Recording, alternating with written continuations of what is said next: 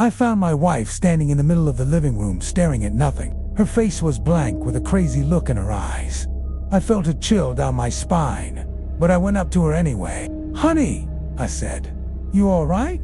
She slowly turned to me, her eyes wide and empty. She didn't respond.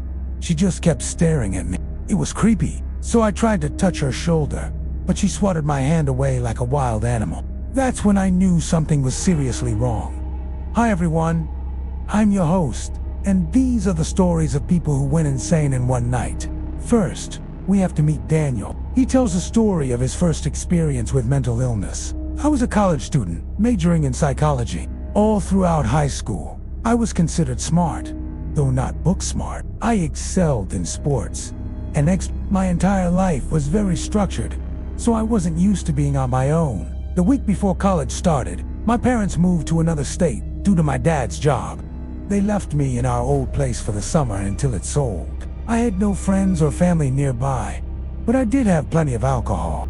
At first, I was partying every night, having a good time, but then I stopped drinking and the loneliness began to creep in. I would hear noises and feel things when no one was around. I began seeing shadows out of the corner of my eye and hearing whispering. I thought I was going crazy. I couldn't take it anymore. I drove to my grandparents' house in another state without telling anyone where I was going. When I arrived, they were shocked to see me. I hadn't spoken to them in years. I stayed with them for 2 weeks until my mom called the police to report me missing. When they talked to my grandparents, they told my mom that I had been there, but they had no idea where I'd gone. I was staying at a friend's house, but no one could find me. No one knew what had happened to me. Then I came home. Somehow I made it back to my apartment, but I had no idea how. I was very confused. I wandered around my apartment for hours without knowing it. I was barefoot and only wearing a t-shirt. I remember thinking, who am I? I looked in the mirror and didn't recognize myself. I screamed. Then I collapsed. That's when my neighbor called 911.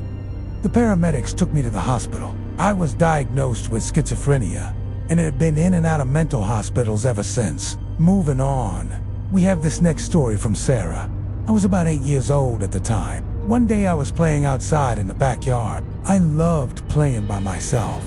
I would make up games in my head and play along. I was always happy doing this. Well, one day my mom came out into the backyard to see what I was doing.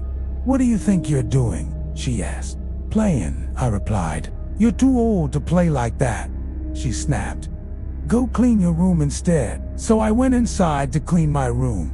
I picked up my toys and put them away. I organized my books and clothes. I even dusted my furniture. But after I finished cleaning my room, I was bored again. So I went back outside to play. This time, I decided to play in the woods behind our house. I climbed trees and ran around. I was having so much fun. Then all of a sudden, I heard my name being called. "Sarah, Sarah, come inside right now." It was my mom. I ignored her and continued playing. But then she started screaming, "Sarah, come inside this instant." I was scared, so I ran away. I didn't want to get in trouble. I ran as fast as I could until I couldn't hear her anymore. I kept running until I came across a clearing. I was exhausted, so I sat down on a log to rest. Then I heard footsteps near me. I turned around and saw my mom standing in front of me. She was crying. "Oh, Sarah," she said. "I've been looking everywhere for you." Then she hugged me tightly.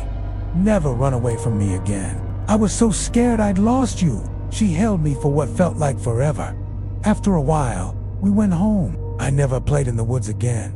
Next, we have the story from Anonymous. A few years ago, I was a security guard at a psychiatric hospital. One night I was patrolling the halls on my usual rounds. The hospital was very old and most of the patients were locked up in their rooms. As I was walking through the halls, I heard some strange noises coming from one of the rooms. It sounded like someone was banging their head against a wall. I walked closer to the room and I could hear the banging getting louder. I stopped and listened for a moment. It sounded like someone was screaming, "Let me out! Let me out! Let me out!" I didn't think much of it. It was just another night at the hospital. But then I noticed that the door to the room was slightly open. I cautiously approached the room and peeked inside. There was no one in the room. The bed was empty. The window was locked. and there was no way that the person could have escaped. I was confused and scared. What was making the noise? Then I heard it again. Someone was banging their head against the wall and screaming, "Let me out! Let me out! Let me out!" I quickly backed away from the room and ran to call my supervisor. We searched the hospital, but we couldn't find anyone. We checked all of the security cameras, but they weren't working. It was like the person had vanished into thin air. We never found out what happened. And moving on, we have the story from Melissa. I grew up in a small town in the Midwest. I was always interested in the paranormal, but I never really believed in ghosts. Until one night when I was visiting my grandmother. I was sitting in her living room watching TV when I heard a noise in the attic. It sounded like someone was walking around. I told my grandmother, but she just laughed it off. "It's probably just the wind," she said. But I knew it wasn't the wind. I could hear footsteps and voices coming from the attic. Then I started hearing strange noises in my own room. I would wake up in the middle of the night and hear scratching and whispering. I tried to ignore it, but it got worse over time. I was so scared that I eventually had to move out. I still don't know what made those noises, but I'll never forget the feeling of helplessness and fear that I experienced. Next, we have the story from Anna. I was born and raised in a big city. My family and I always celebrated New Year's together. So naturally, I was home for the holiday. At midnight, we were all gathered in the living room watching the ball drop on TV. After the clock struck 12, we all started cheering and celebrating. But then I noticed that my sister wasn't with us. She was standing in the corner of the room, staring at the floor. She looked like she was in a trance. "Sarah," I called. "Are you okay?" She didn't respond. She just kept staring at the floor, concerned. I walked up to her and touched her shoulder. She suddenly looked up at me with a wild look in her eyes. "Get away from me," she screamed. "You're trying to hurt me." Then she ran out of the house. We were all confused and scared. What had gotten into her? My parents called the police, but Sarah was nowhere to be found. The next morning, they found her in the park near our house. She was sitting on a bench staring at the ground. She hadn't slept or eaten in days. She was taken to the hospital where she's still being treated for mental illness. Finally, we have the story from Ryan. I was a young man when I enlisted in the Army.